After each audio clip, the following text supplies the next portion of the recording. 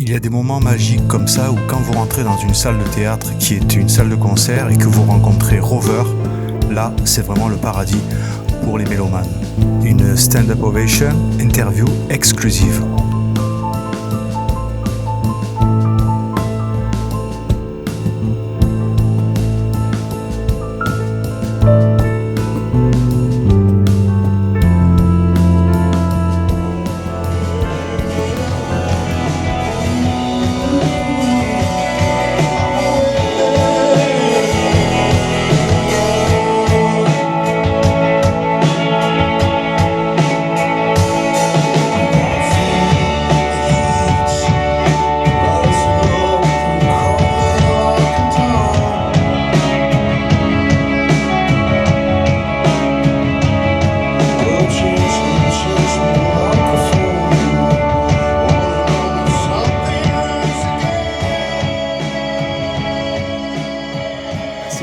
Vraiment chouette. Je ne savais pas trop à quoi m'attendre. C'est toujours particulier quand on fait des concerts dans des théâtres, tout simplement.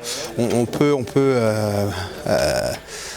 risquer une forme de confort. Ce sont des lieux très ouatés, très calfeutrés, et moi le premier, qui pourrait donner la tentation de se lever dans son siège et d'être passif. Ça n'a pas été le cas du tout. On a même eu une standing ovation, donc c'est assez bon signe.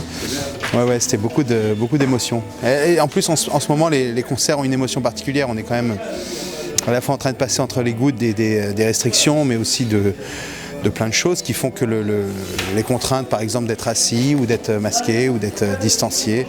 Et j'essaye de voir le verre à moitié plein plutôt qu'à moitié vide. Et je me réjouis tous les soirs de pouvoir exprimer ma musique et rencontrer le public. Et en l'occurrence, ce soir, c'était quand même particulier, c'était chouette.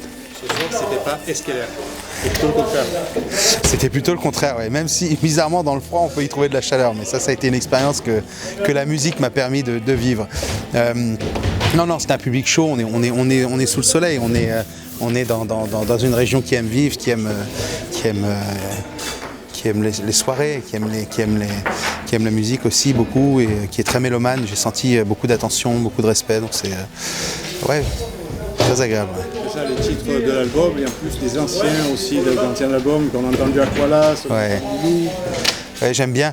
C'est un peu le luxe de la maturité, c'est de pouvoir piocher dans 3 disques. Donc maintenant, c'est un vrai luxe de pouvoir aller se remémorer des morceaux, de les intégrer au nouveau.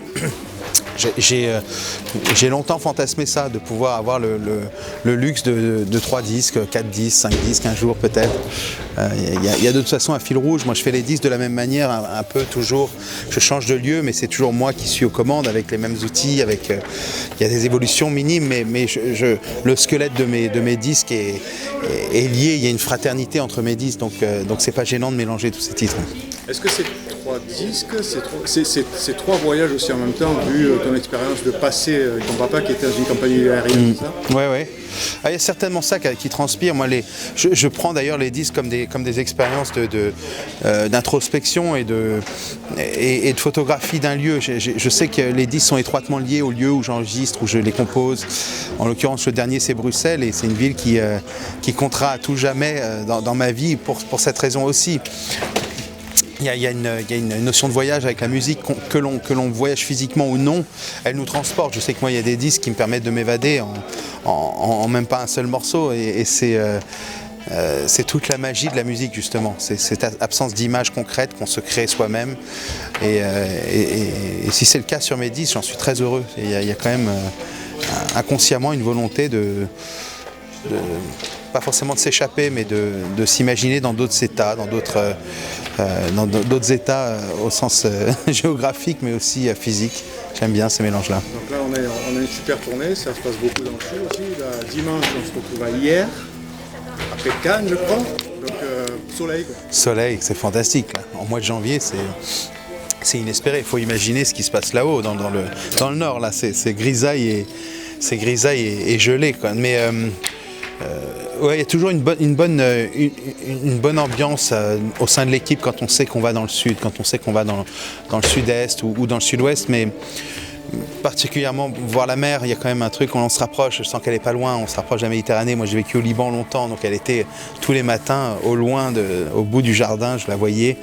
J'habitais une petite maison dans Beyrouth et je sais que c'était un repère, ça reste un repère. La Méditerranée est quand même une mer avec une forte personnalité, une histoire et une présence qui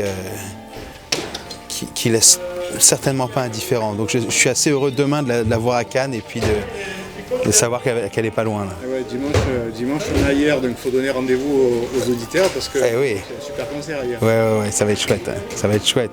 On a hâte. En plus, j'adore jouer les dimanches. Moi, je suis de ces gens-là. Ouais, non, ça va être top. J'espère qu'on va revenir dans le sud après. C'est souvent un rendez-vous qui. J'ai déjà plein de souvenirs. Je me souviens d'avoir joué à Marseille, à Espace Julien. C'est toujours des bonnes soirées après aussi. C'est toujours des bonnes rencontres. Cet été aussi, tu es passé à Vitrolles aussi. Ouais, exactement, à Vitrolles. Ouais. Il y a le chant des cigales, c'était génial. Exactement. Fantastique. Ouais. Non, c'est toujours bien, c'est toujours cool. Bon, Rover, merci beaucoup. C'était un plaisir, merci à toi. À bientôt. Cool. Salut.